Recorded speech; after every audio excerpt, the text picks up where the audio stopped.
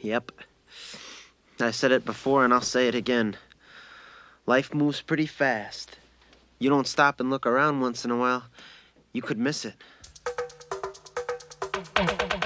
Existem diversos filmes que têm como principal objetivo o entretenimento e alguns deles têm inserido em seu enredo uma reflexão disfarçada. Curtindo a Vida Doidado, lançado em 1986, prestes aí a completar 40 anos, né? Pertence claramente a esse grupo. 4 décadas depois, ele segue atual, porque fala de algo que nunca muda, que é o quê? O tempo. Um filme que entende que a vida passa rápido demais quando estamos presos à nossa rotina e que às vezes tudo o que precisamos é um dia fora dela. Dá uma pausinha aí, né? Já pararam para pensar nisso? Que o tempo corre demais, ele não espera ninguém, não. O mais impressionante é que essa mensagem nunca é imposta aqui, né? Ela surge de forma leve, quase sorrateira, vamos dizer assim. O filme se apresenta como uma comédia juvenil, mas por trás do humor existe uma consciência rara. Ferris Bueller não quer revolucionar o sistema, ele quer ignorá-lo por algumas horas só. E é nesse gesto simples que o filme constrói um discurso poderoso sobre viver, observar e escolher. Despertou sua curiosidade, né? Então fica aí e veja como Curtindo a Vida Doidado não é um simples filme. Cada cena tem sua mensagem, tudo está repleto de simbologia e representações que temos certeza que passaram despercebidas quando você assistiu pela primeira vez.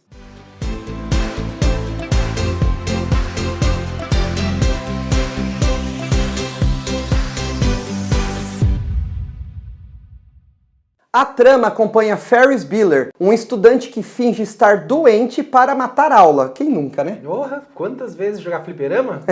Usando a inteligência e carisma, ele engana os pais, a escola e conduz o dia como se fosse um maestro. Ou um manipulador, né? Às vezes dá até raiva, na verdade. Ou, ao lado de sua namorada Sloane e do melhor amigo Cameron, Ferris transforma uma falta na escola em uma jornada pela cidade de Chicago. Aí quem que não quer, né? Enquanto isso, o diretor da escola tenta obsessivamente provar que Ferris está mentindo. Mas essa perseguição nunca é o verdadeiro conflito. O filme deixa claro desde cedo que não está interessado em punição ou moral. O foco está na experiência. Cada parada do dia funciona como uma etapa emocional. Ferris reafirma a sua visão de mundo. Sloane observa com maturidade. Cameron é empurrado para fora da sua zona de conforto. A narrativa é simples, mas cuidadosamente construída para falar de amadurecimento, medo e liberdade. A carreira do diretor e roteirista John Hughes não surge do acaso. Ela é construída passo a passo até culminar em Curtindo a Vida Doidado. Desde o início, o Hughes demonstra uma sensibilidade para observar o universo adolescente sem julgamento. Seus personagens não eram caricaturas, mas jovens cheios de conflitos internos, inseguranças e desejos reprimidos. Ele entendia a adolescência como um território emocional bem complexo, que na verdade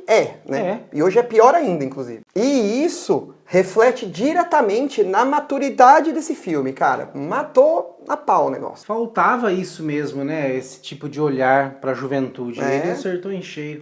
Antes desse clássico, o Hughes já havia assinado obras como Gatinhas e Gatões e Clube dos Cinco, onde consolidou sua reputação como um verdadeiro cronista da juventude dos anos 80. Mas é em Curtindo a Vida Doidado que essa visão atinge o ponto mais, digamos assim, leve e universal. Aqui o conflito não é explícito, é existencial. Hughes parece dizer que crescer não é enfrentar o mundo, mas aprender a viver dentro dele. Esse filme ele funciona como a síntese perfeita de tudo o que ele já vinha construído antes na carreira. As fraldas vieram só depois, né? Sim. Pegaram a piada aí, né? Pelo amor de Deus, né? Ferris Bueller, interpretado por Matthew Broderick, é um personagem que sabe exatamente onde está. Ao quebrar a quarta parede, ele assume o controle da narrativa e do espectador. Bom, pra quem não sabe aí, a gente já explicou em um episódio, mas vai de novo. Quebrar a quarta parede é o recurso narrativo, quando os personagens do filme falam diretamente com você. Tipo aí, ó, tô falando com você, isso beleza? mesmo. Presta atenção. E nisso, o telespectador vira quase cúmplice, né? Sim, com certeza, né? A gente fica mais próximo do personagem. Cara, e cara, logo no início do filme, as conversas com você são sensacionais e ao decorrer do filme vão ficando melhor ainda, cara. Mais uma sacada genial desse filme. Ferris representa o desejo de dominar o tempo, de não ser refém das regras, ele não reage ao mundo, ele o conduz. Narrativamente, o Ferris ele funciona como uma força motriz aqui, alguém que movimenta tudo ao redor sem jamais ser realmente afetado. Essa postura faz Ferris ser um personagem ambíguo. Ele pode ser visto como libertador ou como um manipulador emocional. Como eu comentei lá no começo. É, cara. Ferris raramente enfrenta consequências reais, enquanto empurra Cameron para confrontos difíceis. É um cuzão, na verdade, né? Pois é, cara. É um amigo cuzão, mas tudo bem, beleza. Vamos passar um paninho, vai. Isso não enfraquece o filme, pelo contrário. Essa ambiguidade torna o personagem mais interessante. Ferris não é um modelo moral. Ele é um questionamento constante sobre privilégio, carisma e controle. Tem uma parte que ele fala assim, não, se você não vir me buscar em tantos minutos na minha casa, pode encontrar outro amigo. Pô, foda-se, né? Vai, então vai. Vai, beleza. Cameron Free é o verdadeiro arco dramático da narrativa. Desde o início, ele é apresentado como frágil, ansioso e emocionalmente paralisado. Cameron vive à sombra de um pai ausente e autoritário, que nunca aparece, mas o domina durante o filme inteiro. Cada experiência do dia o força a encarar seus próprios limites. Cameron não está matando aula, ele está fugindo da própria vida. Ó, um pequeno spoiler aqui agora, tá? Mas, poxa, gente, o filme tem 40 anos. Ao longo do filme, o Cameron passa por uma transformação silenciosa. A destruição da Ferrari, que era o xodó do seu pai, é o ponto máximo dessa mudança. Não é um ato de rebeldia juvenil de jeito nenhum, mas um colapso emocional acumulado. Ao final, Cameron decide assumir as consequências e enfrentar o pai. E, diferente de Ferris, ele escolhe crescer. Cameron representa um amadurecimento real, doloroso e inevitável. É a parte mais adulta aqui do filme.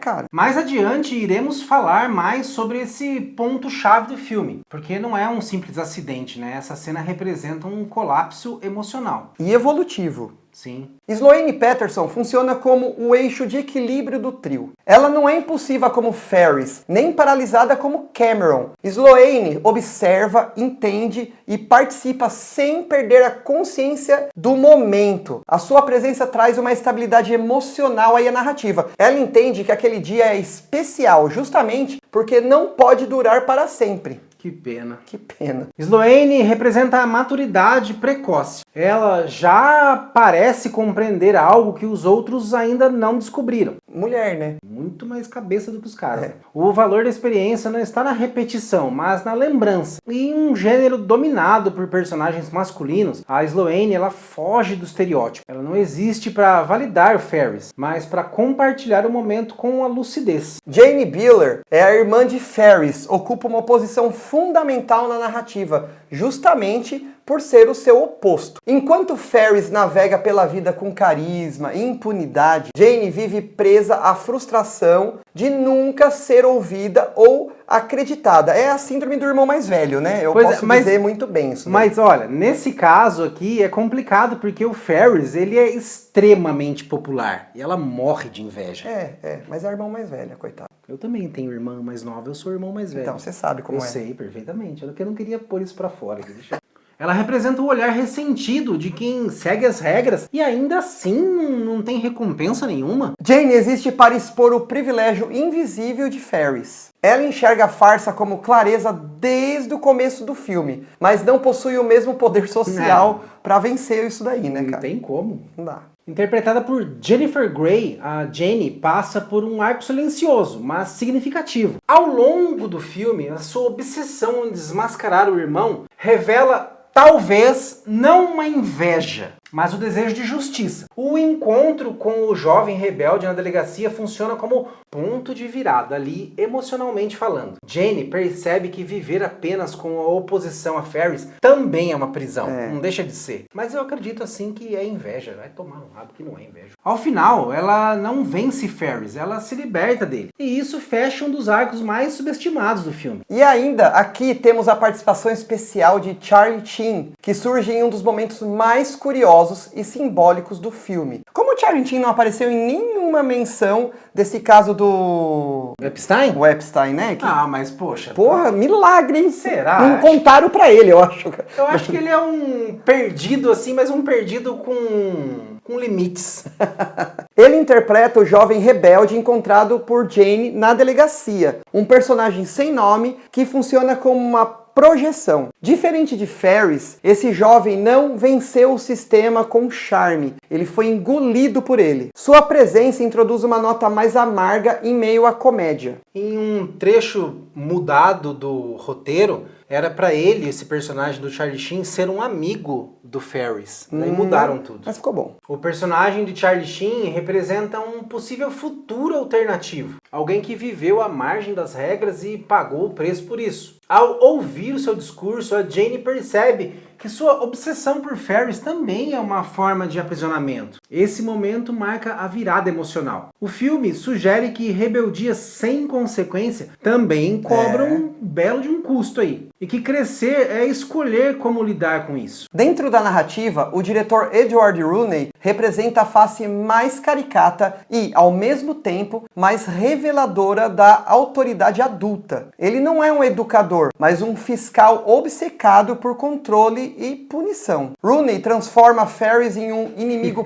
pessoal, cara, deslocando a função institucional para um conflito de ego. E o filme ridiculariza constantemente para mostrar que a autoridade sem empatia é frágil, patética e facilmente desmontada. Rooney simboliza um sistema que perdeu o contato com quem deveria realmente orientar. Fora das telas, esse personagem ganhou uma camada ainda mais pesada por causa do ator aí, o Jeffrey Jones. Nos anos 2000, Jones foi condenado por crimes envolvendo material ilegal relacionado a menores. Recebeu pena de liberdade condicional e passou a ter registro obrigatório como criminoso sexual. Ele nunca cumpriu uma longa pena de prisão, mas teve detenções breves ligadas a violações administrativas desse registro, o que praticamente fez ele encerrar a sua carreira, cara. Não dá. Hoje, o ator é deliberadamente excluído de comemorações, reuniões do elenco e homenagens oficiais ao filme, tornando Rooney um caso emblemático de como o tempo recontextualiza obras e personagens à luz da realidade. E eu concordo plenamente. Claro, fez merda, pagou. Pagou. A cena do jogo de beisebol é mais significativa do que parece ser. Ali, os personagens se misturam com adultos comuns, trabalhadores, famílias e idosos. É um retrato do futuro que os espera. Ferris se diverte, Cameron observa, a câmera mostra um mundo que continua girando enquanto eles fazem todas aquelas bosta lá. É o cotidiano adulto em funcionamento. Ah, e um detalhe, esse jogo do Chicago Cubs e Atlanta Braves era real e foi realizado no dia 5 de junho de 1985. Economizaram aí com figurinos, Sim, né? Sim, é muito legal, né? A coisa viva ali, né? De um jogo de verdade. Bacana. Essa sequência reforça a ideia central do filme. A vida acontecendo ali fora da escola. Não exige glamour ali, apenas rotina. O jogo simboliza repetição, hábito e tradição. Para os jovens, aquilo ainda é novidade. Para os adultos, é apenas mais um dia. O filme usa essa passagem para mostrar o contraste entre a expectativa e realidade. Bom, antes de continuar aqui, já deixa o seu like se está gostando do conteúdo para fortalecer o canal Território 2R. Isso ajuda muito o nosso canal a seguir trazendo conteúdo de cinema para vocês. Seus comentários, sugestões, críticas e elogios são sempre lidos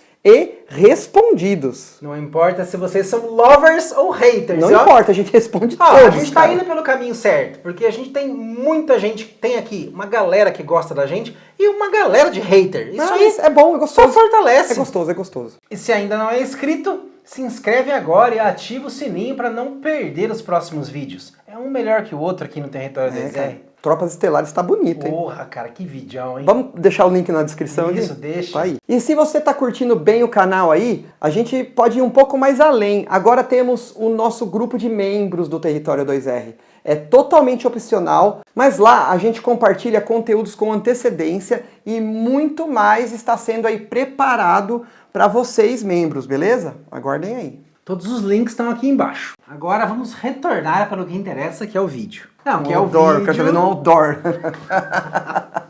A cena épica do desfile é o ápice da fantasia de Ferris. Ali, ele se torna parte da cidade, do espetáculo coletivo. Cantando e dançando, Ferris domina o espaço público. É um momento de libertação total, quase anárquico. O filme abandona qualquer realismo, né, cara? E assume o sonho juvenil em sua forma mais pura. O desfile representa a vitória momentânea da juventude sobre a rotina. É o dia perfeito em seu ponto mais alto. Mas o filme é inteligente o suficiente para não terminar ali, porque esse momento não pode durar. O desfile é celebração, mas também ilusão. Logo depois, a realidade começa a se impor novamente. É depois do desfile que o bicho começa a pegar, né? Começa a apertar o calo. Começa a azedar.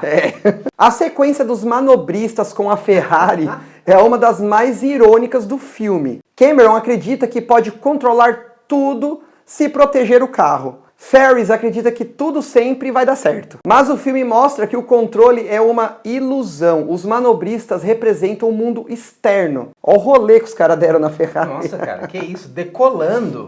Em São Paulo acontece umas dessas aí também. E não só representa o mundo externo, é imprevisível e que não obedece nenhuma regra pessoal, cara. Cara, a grande verdade é que a gente não tem controle sobre nada. Sobre cara. nada. Essa cena prepara o terreno emocional para o desfecho da Ferrari. O carro deixa de ser apenas um objeto de luxo e passa a ser um símbolo. Ele representa o poder do pai ausente de Cameron, a opressão emocional e o medo de errar. Quando o carro é danificado, o conflito deixa de ser externo e se torna interno. Danificado, cai da janela o carro. Danificado.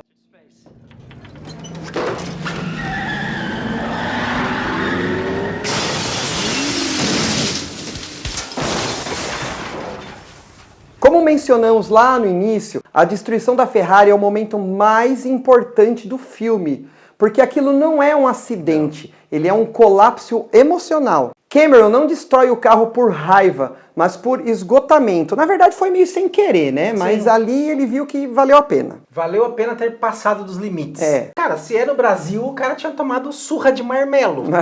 Marmelo de espada de São Jorge. Sim, cara. Ali ele percebe que passou a vida inteira com medo de algo que já o destruiu por dentro. E quebra do carro simboliza o fim da paralisia. Esse é o ponto em que Cameron assume controle pela primeira vez. Ele aceita que haverá consequências, porra, claro que vai ter, né? E decide enfrentá-las. A Ferrari era o símbolo máximo do poder paterno. Ao vê-la destruída, Cameron se liberta psicologicamente. É um momento triste, mas também libertador, não tem como não ser. Um verdadeiro rito de passagem, da pior forma possível. Demorou um pouco pra ele sentir isso. Mas não precisava ser assim também, né? Holy shit! Agora se preparem para algumas curiosidades aí. Matthew Broderick tinha 23 anos durante as filmagens. Alan Ruck tinha 29, bem mais velho do que o seu personagem, né? Mia Sara tinha apenas 18 anos. No caso, era a única que tinha mais ou menos a idade escolar, né? É, isso mesmo. A Ferrari usada era uma réplica. E o roteiro foi escrito em menos de uma semana. Como no jogo de beisebol, a cena do desfile foi gravada em um evento real, com figurantes que não sabiam que estavam em um filme. Eric Stoltz, Johnny Depp, Michael J. Fox, Tom Cruise e Rob Lowe também foram cotados para viver o personagem principal. Mas o diretor sempre teve Broderick em mente. Há anos ele já tinha em mente, aliás. O Michael J. Fox aqui ia ficar... O que é isso? O cara ia dominar totalmente os anos 80, né? Mano, verdade. Essa cena do desfile levou semanas para ser gravada. Matthew Broderick machucou o joelho em uma cena anterior e teve aí que dar uma improvisada na coreografia da dança. A música Twist and Shout dos Beatles, dublada pelo ator, fez com que essa música voltasse para as paradas das 100 mais tocadas das rádios, alcançando o 23º lugar por causa do filme, cara. Mas a música é contagiante demais. Velho. O Paul McCartney é um dos Beatles aí, ele até gostou da música no filme, mas ele condenou a inserção de metais. O diretor disse que como a banda de sopro estava realmente ali, Ficaria estranho, né? Não ter som de instrumentos de sopro na música. E cara chato também, né, meu? Ficou legal pra caramba. Ficou demais. Cena contagiante, inesquecível pra quem assistiu o filme, cara. Muitas das reações do público no desfile são reais. Eram trabalhadores e pessoas que foram ao local sabendo que Hughes gravaria um trecho do seu novo filme ali. O trabalhador lá em cima do andaime dançando lá, era um trabalhador mesmo. Caramba, e olha... Ficou muito legal. Como vocês já sabem, a Ferrari usada no filme era uma réplica, né? Uma 250 GT California Spider, de 1961. 3 réplicas foram construídas para o filme, pois a original era cara e rara. E também para não jogar uma Ferrari de verdade. Que absurdo, na janela, né? Para, né? Ferris teria 2 irmãos mais novos no filme, mas a ideia foi descartada. Porém, ainda dá pra ver na geladeira da casa os desenhos infantis que supostamente seriam das crianças. Easter egg bonito, hein? Legal, mano. Grande parte do filme foi rodada em locações reais em Chicago. A trilha sonora mistura música pop, rock e música clássica de forma até que ousada. A quebra da quarta parede influenciou inúmeras produções posteriores. E a frase final do filme, que usamos no início do episódio, se tornou uma das mais citadas da história do cinema. Não, e é verdade, né, cara? A vida passa bem rápido. E se você não parar aí de vez em quando pra olhar em volta, pode acabar perdendo muita coisa aí. Tudo parece improvisado, mas nada foi feito por acaso. Foi Jennifer Grey que indicou Charlie Sheen para sua participação no filme. Charlie ficou 48 horas acordado para ficar com uma aparência de alguém drogado. Muito antes da febre de cenas pós-crédito terem sido exaltadas pelos filmes da Marvel, os filmes de super-herói, em Curtindo a Vida Doidado, vemos o diretor Rooney completamente derrotado, ganhando carona no ônibus escolar juntamente com os créditos subindo. E se você ficar até o final, até o último segundo, verá uma mensagem final do Ferris. E essa mensagem vai estar na nossa tela final do vídeo aí, aguarda aí. Se não viu no filme, vai ver aqui.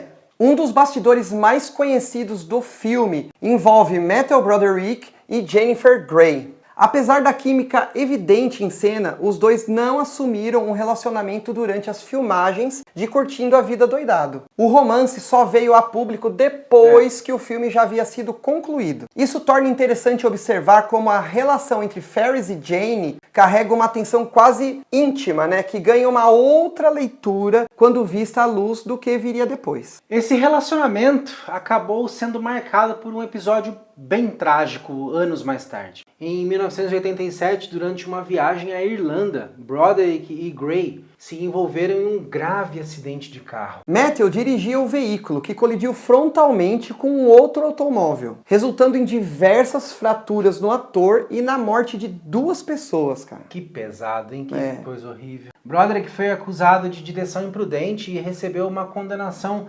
mais branda posteriormente. O acidente encerrou o relacionamento e marcou profundamente a vida dos dois, adicionando aí uma camada sombria e delicada à história deles fora das telas. Outra curiosidade aí menos conhecida, podemos dizer assim, né? Mas igualmente simbólica, envolve os atores que interpretaram os pais de Ferris Bueller. Lyman Ward e Cindy Pickett viveram o casal protetor e distraído, que nunca desconfia das armações do filho. Em cena, eles representam o olhar indulgente e desconectado do mundo adulto em relação à juventude. Fora das telas, essa parceria se tornou ainda mais curiosa. Lyman Ward e Cindy Pickett acabaram se casando na vida real, cara. O relacionamento durou alguns anos e se tornou aí uma das histórias de bastidor mais simpáticas associada ao longa. É um desses raros casos de ficção que ultrapassa a tela e se transforma em realidade, reforçando a ideia de que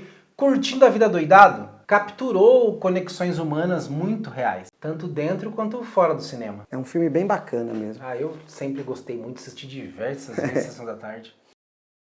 E 40 anos depois, Curtindo a Vida Doidado continua relevante porque o tempo continua sendo implacável. O filme não oferece respostas fáceis, ele apenas faz a pergunta certa. Estamos vivendo de verdade ou apenas cumprindo uma rotina? Essa pergunta aí é pesada, hein? Poucos filmes conseguem ser tão leves e tão profundos ao mesmo tempo.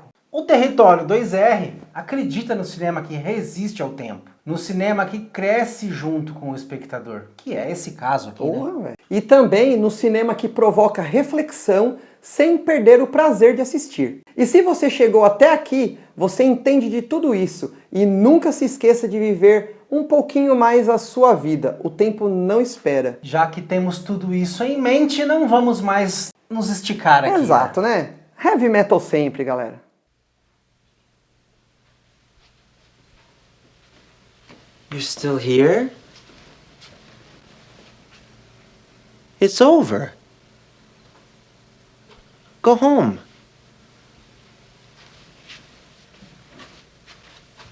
Go.